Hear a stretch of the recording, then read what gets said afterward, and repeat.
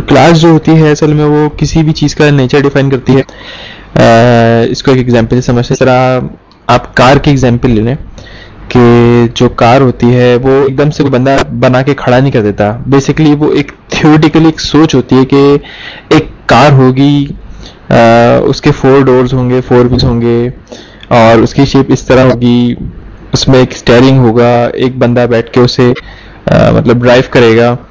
तो बेसिकली सबसे पहले थिंकिंग होती है। तो थिंकिंग जो होती है वो नेचर डिफाइन करती है, उसके एट्रीब्यूट्स डिफाइन कर रही होती है, फंक्शंस डिफाइन कर रही होती है। जिस तरह एट्रीब्यूट्स को आप इस तरह ले लें कि उसकी नंबर प्लेट जो है वो उसका एट्रीब्यूट है, मीन्स कि वो एक चीज़ बता रहा है कि जो उससे कार से रिलेटेड वो इंफॉर्मेशन से बता रहा है। इसी तरह उसके कुछ फंक्शन है, जिस तरह के ड्राइव एक फंक्शन है कि ड्राइव कर रहे हैं तो एक फंक्शन है। इस तरह मूव लेफ्ट एक फंक्शन है, मूव राइट एक फंक्शन है और हॉर्न देना एक फंक्शन है। इसी तरह उसके एट्रीब्यूट में आप ये ऐड कर सकते हैं जिस तरह के इज ऑन गियर, यानी कि इस टाइम जो आपकी कार है वो गियर में है कि नहीं है, और अप्लाई गियर एक फंक्शन हो सकता है। तो खैर जो हमारे यहाँ जितने भी एक्शंस होते हैं उनको सी शार्प की टर्म में हम लोग फंक्शंस कहते हैं, जिसको हम लोग मेथड्स, स्पेशली अगर बिल्कुल सी शार्प की टर्म बात की जाए तो उनको हम लोग मेथड्स कहते हैं। और जो हमारे एट्रीब्यूट्स होते हैं उनको प्रॉपर्टीज कहते हैं।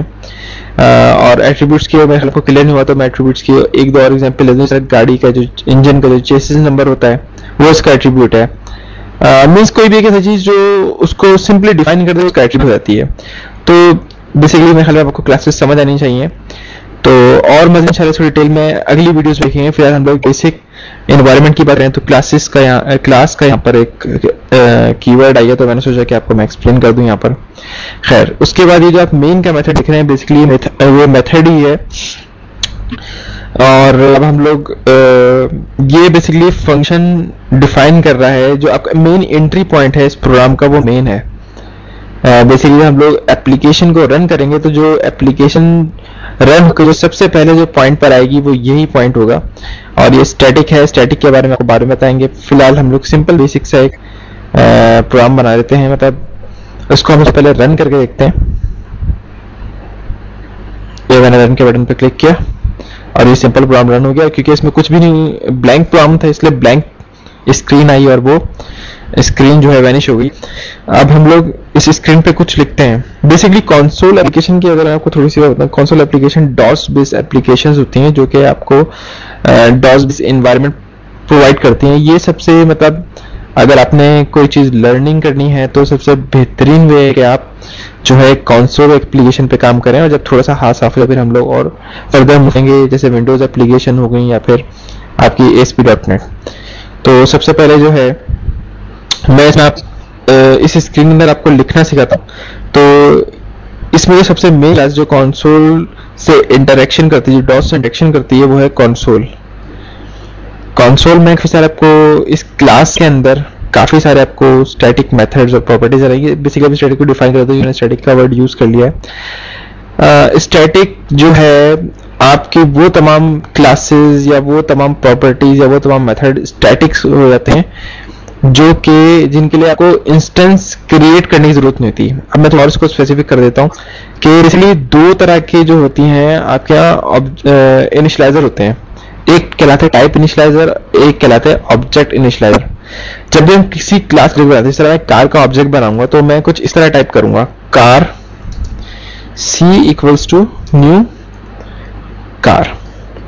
ये जो चीज अगर हम लोग क्लास बना लेते हैं तो उसके बाद जो ऑब्जेक्ट बनता है इसका, तो वो ऑब्जेक्ट इनिशियलाइजेशन कहलाएगी। जबकि स्टैटिक क्लास में हमें किसी चीज का ऑब्जेक्ट बनाने की जरूरत नहीं होती। हम लोग सिंपल उस क्लास का नाम, जिस तरह के कंसोल एक क्लास है, उसके लिए डॉट लगा के उसके प्रॉपर्टीज और मेथड को यूज कर सकते हैं। इसको मैं फर्दर आगे बताऊंगा, लेकिन अभी के लिए फिलहाल आप इसी पे जो है वो फोकस कर लें। कंसोल में वो तमाम प्रॉपर्टीज और मेथड जो हमें नजर आए इस टाइम, ये सारे के सारे स्टैटिक मेथड और स्टैटिक प्रॉपर्टीज हैं, तो हम लोग इन्हीं को यूज करते हैं। तो इसमें एक स्टैटिक मेथड है कंसोल डॉट राइट लाइन। ये सिंपल कोई भी चीज डेस्कटॉप आपकी डॉस विंडो में प्रिंट कराने के लिए यूज है। फर्स्ट करें मैं कोई भी नेम राइट कर देता हूँ, जिस तरह मैं अपना नेम राइट कर देता हूँ। सिंपल। और मैं दोबारा से इसको रन करता हूँ, ये देखिए नाम प्रिंट होता है, लेकिन अभी भी स्क्रीन होल्ड नहीं हुई है। स्क्रीन को अगर होल्ड करना है तो बेसिकली एक ट्रिक है, console.readline। इस ट्रिक के बारे में आपको बताता हूँ मैं कि ये ट्रिक क्या है। जिस तरह console.writeline है, console.writeline करता ये है कि आपसे एक स्ट्रिंग इनपुट लेता है। स्ट्रिंग क्यों इनपुट लेता है? बेसिकली जो हमारा अगर एनवायरनमेंट बात की जाए तो वो स्ट्रिंग ही है। मीन्स के जिस तरह मैं आपसे बात कर रहा हूँ तो बेसिकली प्रोग्राम की नेचर में जो अगर हम लोग एक कंप्यूटर के तौर पर सोचें या एक थिंकिंग जो है हमारे कंप्यूटर के तौर पर सोच रही हो, तो बेसिकली जो भी हमारे पास एनवायरनमेंट इनपुट होता है वो स्ट्रिंग होता है।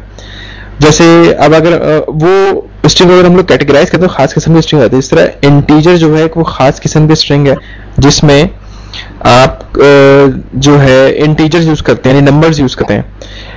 तो बेसिकली सी शार्प का एनवायरनमेंट सिर्फ एक्सेप्ट ही स्ट्रिंग करता है, ठीक है।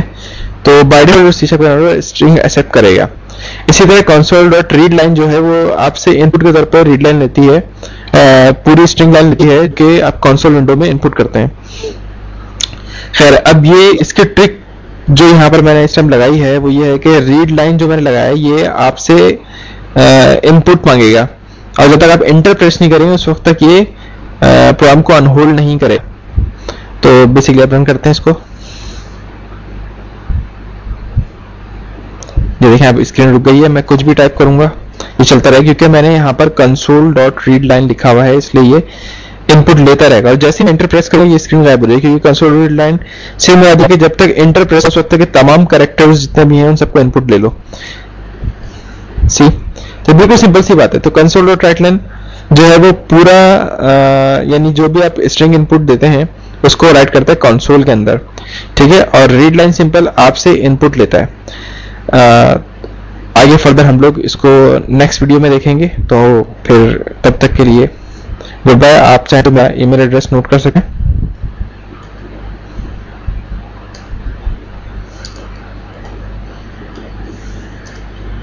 मेरा ईमेल एड्रेस है sayyednadealizodi@hotmail.com।